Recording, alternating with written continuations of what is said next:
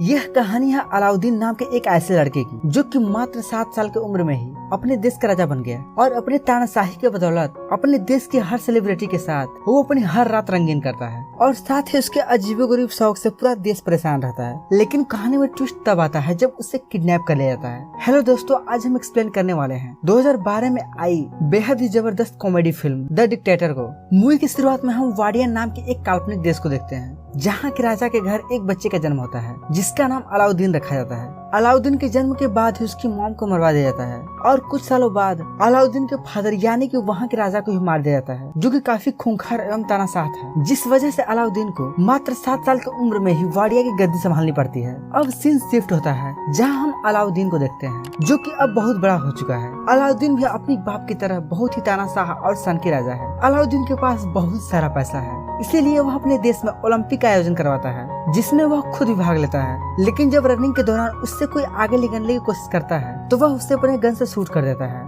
और इस तरह वो हर ओलंपिक गेम में जीत जाता है, जिस वजह से उसके पास कुल 14 गोल्ड मेडल हो चुके थे। कुछ दिनों बाद अलाउद्दीन अपने प्रजा के सामने आता है और उनसे कहता है कि 2 महीने के अंदर ही पूरी दुनिया हमारे घुटने टेकेगी क्योंकि हम एक ऐसा न्यूक्लियर वेपन बना रहे हैं जो कि बहुत ही ताकतवर है। लेकिन हम इस वेपन से किसी देश पर अटैक नहीं करेंगे बल्कि ये दुनिया भर में शांति फैलाने के लिए रहेगा। यह कहते ही वो हंस देता है जिससे हमें पता चलता है कि उसने जो भी बोला वो सच नहीं था, यानी कि उसके इरादे सही नहीं है। इसके बाद वह अपनी मिसाइल को देखने के लिए न्यूक्लियर सेंटर जाता है जहाँ वह अपने अंकल तामिर से मिलता है। अंदर जाने पर वह उस मिसाइल को देखता है जो कि देखने में काफी छोटी थी। उसे देखकर अलाउद्दीन को गुस्सा आ जाता है और वो कहता है कि ये तो बहुत छोटी है। जिसके बाद वो वहाँ के मेन साइंटिस्ट नडाल को बुलाता है, लेकिन वहाँ कुछ साइंटिस्ट आते हैं और उन्हें बताते हैं कि आपने 2 साल पहले ही नडाल को मरवा दिया था। हालांकि यह बात अलाउद्दीन को अब याद नहीं था, लेकिन जब वो अपने दिमाग पर ज्यादा जोर डालता है तो उसे याद आ जाता है एक बार 2 साल पहले ही वो जब सेंटर आया था तो नडाल ने मिसाइल का साचा न्यूक्लियर न बनाकर गोला बनाया था, जिसे देखकर अलाउद्दीन को गुस्सा आ जाता है और उसने उसे मरवा दिया था। अब सीन प्रेजेंट में आता है जहाँ उसके साइंटिस्ट उससे कहते हैं कि आप ये बात भूल चुके थे, लेकिन अलाउद्दीन कहता है नहीं, मैं ये बात भूला नहीं था। और एक साइंटिस्ट के बहुत बहस करने पर अलाउद्दीन उसे भी मरवा देने का आदेश देता है क्योंकि उसे किसी की बहसबाजी पसंद नहीं है। इसके बाद वो अपने राजमहल में आता है जहाँ उसकी गाड़ी से उतरते ही एक सैनिक उसे गोली से शूट कर देता है, लेकिन बाद में पता चलता है कि वो अलाउद्दीन नहीं था। दरअसल अलाउद्दीन इतना होशियार था कि वह अपने साथ हमेशा अपनी सेफ्टी के लिए एक डुप्लीकेट रखता था। जब यह बात अलाउद्दीन के अंकल तामिर को पता चलती है तो किसी को फोन करके उससे बताता है कि इस बार भी अलाउद्दीन बच गया है। अब हमें उसी के जैसे दिखने वाला किसी और आदमी की तलाश करना पड़ेगा, तभी हमारा काम हो पाएगा। जहाँ हमें पता चलता है कि अलाउद्दीन को मरवाने वाला कोई और नहीं बल्कि उसके खुद के चाचा तामिर है, क्योंकि वो उसे मरवाकर सारी सत्ता अपने हाथों में लेना चाहते हैं। जिसके बाद तामिर के सैनिक अलाउद्दीन का शक्ल का आदमी ढूंढने लगते हैं। काफी सर्च करने के बाद उन्हें एक दिन भेड़ चराते हुए अलाउद्दीन के शक्ल का ही एक आदमी मिल जाता है जो कि अलाउद्दीन की तरह ही बेवकूफ होता है।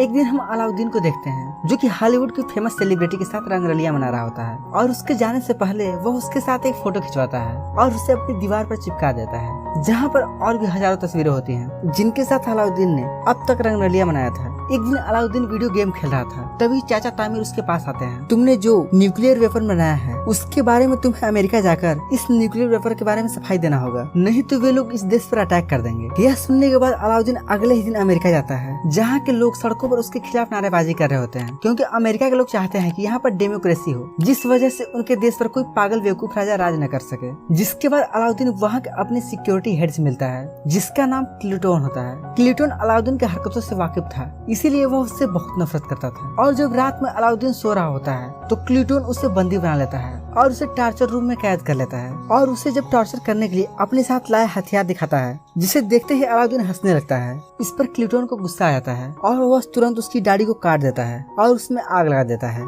लेकिन आग लगने के कारण गलती से क्लिटोन भी वहीं जल जाता है और किसी तरह से अलाउद्दीन अपनी जान बचाकर वहाँ से भाग निकलता है। हालांकि अब अलाउद्दीन की दाढ़ी कट चुकी है, जिस वजह से उसे कोई भी नहीं पहचानता। अब भागते हुए वो उस जगह पर जाता है जहाँ उसे भाषण देना था, लेकिन वहाँ तो पहले से उसके चाचा तामिर अलाउद्दीन के हम शक्ल को लेकर भाषण आंसर देने जा रहे हैं। यह देखकर अलाउद्दीन समझ जाता है कि ये सारा काम उसके चाचा तामिर का ही है, जिससे अलाउद्दीन बहुत गुस्सा होता है और वह रेलिंग तोड़कर अंदर जाने की कोशिश करता है। लेकिन तभी वहाँ की सिक्योरिटी उसे पकड़ लेती है, जो कि उसे पहचान नहीं रही थी। लेकिन तभी वहाँ उसकी मुलाकात जोई नाम की एक लड़की से होती है। दरअसल वो लड़की भी उसे बिल्कुल भी नहीं पहचानती और वह उसे बचाने के लिए अपनी स्कूटी पर बिठाकर उसे ले जाती है और आगे जाने पर वह उसे एक दुकान पर ले जाती है जहाँ वह काम करते थे। कैद में होने के कारण उसके कपड़े गंदे हो चुके थे, इसलिए जोई उसे नए कपड़े दिलाती है और साथ ही कहती है, क्या तुम मेरे साथ दुकान में काम करना चाहोगे, जिससे तुम्हारा गुजारा आराम से हो सकेगा। यह सुनकर अलाउद्दीन गुस्सा हो जाता है और कहता है, मैं चूतियों के साथ काम नहीं करता, और यह कहकर वो वहाँ से चला जाता है। लुक चेंज होने के कारण उसे यहाँ वहाँ दर बदर भटकना पड़ता है। एक बार जब वह खुद को एक मिरर में देख रहा था, तभी उसे वहाँ पर साइंटिस्ट नडाल दिखाई देता है, जिसको उसने बहुत पहले ही मारने का आदेश दे दिया था। वह नडाल को जिंदा देख उसका पीछा करने लगता है। पीछा करते करते वह एक बार में चला जाता है। दरअसल उस बार में वही लोग आते थे जो अलाउद्दीन से बहुत नफरत किया करते थे। उस होटल में काम करने वाले कुछ लोग अलाउद्दीन को पहचान जाते हैं और एक आदमी वहाँ बैठे सभी लोगों को बता देता है कि यह अलाउद्दीन है। यह जानने के बाद सारे लोग मिलकर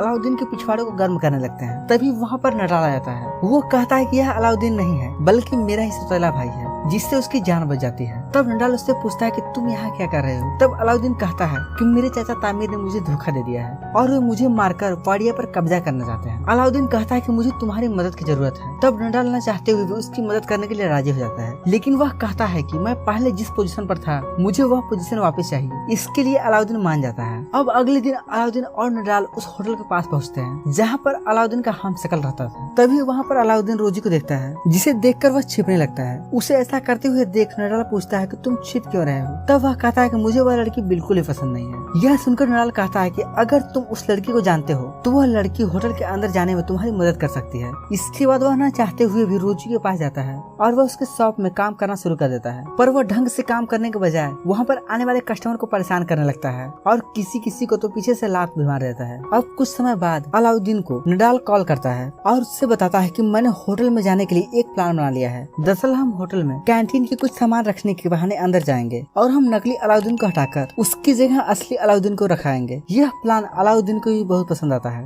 अब धीरे धीरे अलाउद्दीन को रोजी पसंद आने लगती है और वह उससे प्यार करने लगता है, जिसके बाद अलाउद्दीन पूरे मन से उस शॉप पर काम करने लगता है और उस शॉप को और भी बेहतर बना देता है, जिसे देखकर रोजी एकदम से हैरान रह जाती है और वो भी मन ही मन अलाउद्दीन को पसंद करने लगती है। अब एक दिन एक औरत को उसके शॉप में लेबर पेन शुरू हो जाता है और उसके पास इतना टाइम नहीं था कि उसे हॉस्पिटल ले जाया जाए, जहाँ अलाउद्दीन को पता नहीं था कि डिलीवरी कैसे कराई जाती है। लेकिन वह फिर भी कोशिश करता है, जिससे बच्चा सफलतापूर्वक जन्म ले लेता है। यह देखकर रोजी उससे पूरी तरह से इम्प्रेस हो जाती है और उससे भी अलाउद्दीन से प्यार हो जाता है। फिर एक दिन रोजी उससे कहती है कि मैं अपनी पूरी लाइफ तुम्हारे साथ बिताना चाहती हूँ, क्योंकि वह उसके साथ काफी खुश होती है। तभी अलाउद्दीन कहता है कि मैं अपने बारे में तुम्हें कुछ बताना चाहता हूँ, जहाँ वह कहता है कि मेरा नाम अलाउद्दीन है और मैं वाडिया का राजा हूँ। यह सुनकर रोजी को मजाक लगता है। तभी अलाउद्दीन अपनी नकली दाढ़ी को पहनकर उसे दिखाता है। यह देखकर वह समझ जाती है कि यह सच कह रहा है। इसके बाद वह कहते है कि तुमने मुझे धोखा दिया है, तुमने मेरा इस्तेमाल किया है, तुम मेरे नजरों से दूर हो जाओ, मैं तुम्हें देखना नहीं चाहती हूँ। जिसके बाद अलाउद्दीन वहाँ चला जाता है। एक दिन वह सड़क पर भटक रहा होता है, तभी वह न्यूज देखता है कि वाडिया के लोग अलाउद्दीन के चले जाने से काफी खुश हैं और वे लोग अलाउद्दीन को दोबारा देखना पसंद नहीं करते। यह देखकर अलाउद्दीन अंदर से एकदम टूट जाता है। उसे लगता है कि उसे कोई भी पसंद नहीं करता। इसके बाद वह डिसाइड करता है कि वह अपनी जान दे देगा और वह एक पुल से कूदने ही वाला था कि तभी वहाँ पर नडाल आ जाता है और वह उसे ऐसा न करने के लिए बहुत समझाता है। उसकी बातों को सुनकर अलाउद्दीन अपना फैसला बदल देता है। अब अगले दिन अलाउद्दीन काफी मुश्किल के बाद उस होटल के अंदर चला जाता है और वहाँ उस नकली अलाउद्दीन को भगाकर उसकी जगह ले लेता है और फिर वह उस मंच पर जाता है जहाँ वाडिया का नया संविधान पढ़ा जाना था। वहाँ जाते ही अलाउद्दीन उस पेपर को फाड़ देता है जिसमें लिखा था कि वाडिया में डेमोक्रेसी चलेगी। इसके बाद वह बोलने वाला ही था कि वाडिया में हमेशा डिक्टेटरशिप चलेगी। तभी वहाँ पर रोजी आ जाती है। वह उसे देखकर अपना स्पीच चेंज कर देता है और कहता है कि वाडिया में अब डेमोक्रेसी ही चलेगी। यह सुनते ही वहाँ के सारे लोग खुश हो जाते हैं। जिसके बाद रोजी भागकर अलाउद्दीन के गले लग जाती है। तभी तामिर अलाउद्दीन पर गोली चला देता है, लेकिन उसका हमशक्ल उसके सामने आ जाता है, जिससे उसे गोली लग जाती है। इसके बाद अलाउद्दीन रोजी को वाडिया ले जाता है, जहाँ उसके साथ शादी कर लेता है। शादी के कुछ दिनों बाद रोजी उसे बताती है कि वह एक ज्यूसी है। यह सुनकर अलाउद्दीन काफी हैरान होता है, क्योंकि उसे ज्यूसी बिल्कुल ही पसंद नहीं थे। इसीलिए वह रोजी को भी मरवाने का आदेश देता है और ये फिल्म अलाउद्दीन की बेवकूफी के साथ यहीं पर खत्म होती है। तो दोस्तों, अगर आपको इस मूवी का एक्सप्लेनेशन पसंद आया हो तो इस वीडियो को लाइक और चैनल को सब्सक्राइब जरूर करें। बाकी हम मिलते हैं एक नए दिन एक जबरदस्त वीडियो के साथ। तब तक